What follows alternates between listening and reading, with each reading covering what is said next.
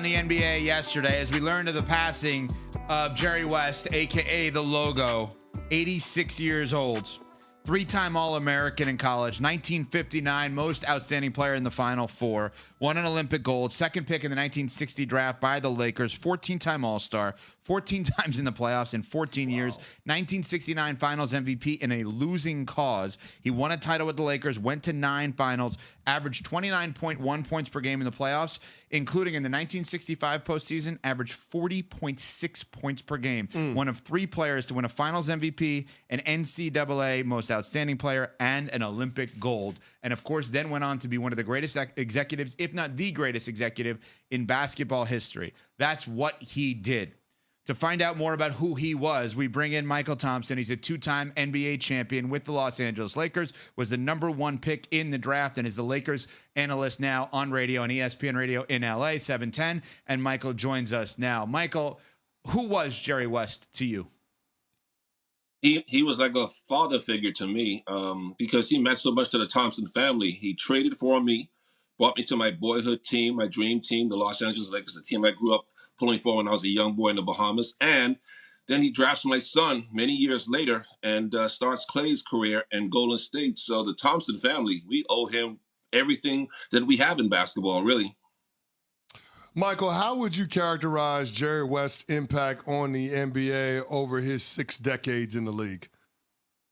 I think Jerry West, Michael Jordan, obviously Magic and Larry, and then Bill Russell, those 5 guys have the most impact in the history in this league because of not only what he did on the court, but what he did off the court as an executive, a sports executive. Probably, I think, the greatest sports executive in any sport, regardless of sport. I think he's the greatest ever.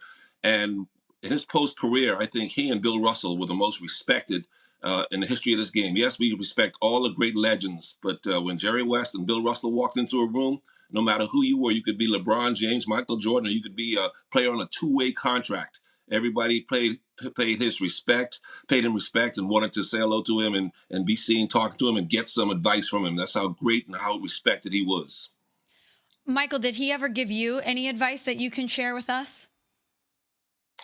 Yeah, he just basically always told us to, one thing he always told me, it was great because he was always open to be approached and talked about. But I never forget sitting in his office one day, he told me, Mychal, if you're never happy or anyone's never happy here with the Lakers, just let us know. Let me know and I'll make sure I accommodate you and get you to where you want to go. That's the kind of attitude he had. Yes, he wanted you on his team, but if you didn't want to be there, he would look out for you and probably try to send you where you would like to go. That's how much he thought about you as a person and as a professional. That's the way he treated people, with so much respect. But as far as giving me advice, man, just talking to him about just being ready, being a pro, and taking responsibility and holding yourself accountable for your team's success. That's the message that he and Pat Riley taught us.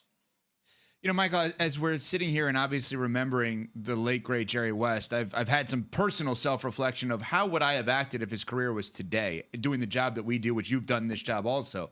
1-8 in the finals.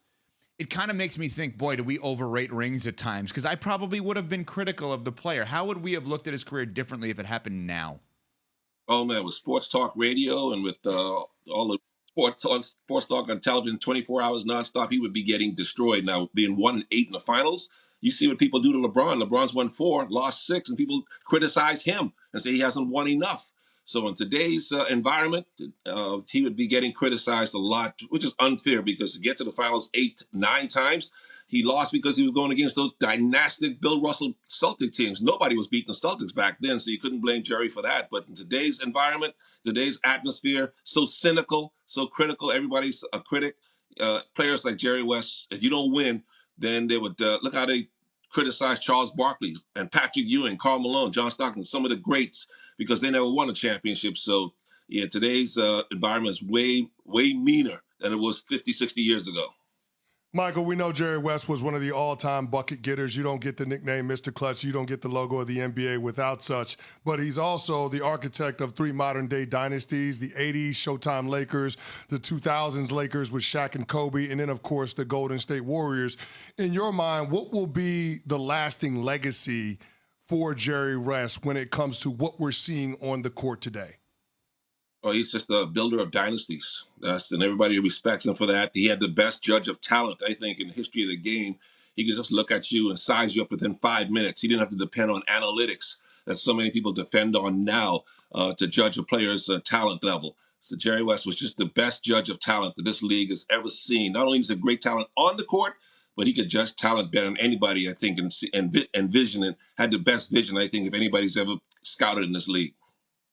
We're talking to two-time NBA champion Mychal Thompson here on Unsportsmanlike alongside Evan Cohen, Chris Canty. I'm Michelle Smallman. And Mychal, now that we have you, I certainly wanted to ask you about the Lakers and their head coaching vacancy. Now that Dan Hurley is off the board for them, where would you like to see the Lakers go as far as their next head coach is concerned?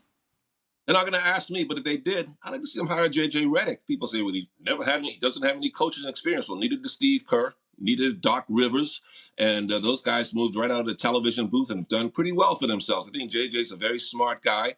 He's got the look. He looks like a 21st century version. So when you're that good looking, you got to be successful on the sidelines too. But I like JJ's mind. I think obviously he went to Duke, so he's a smart guy.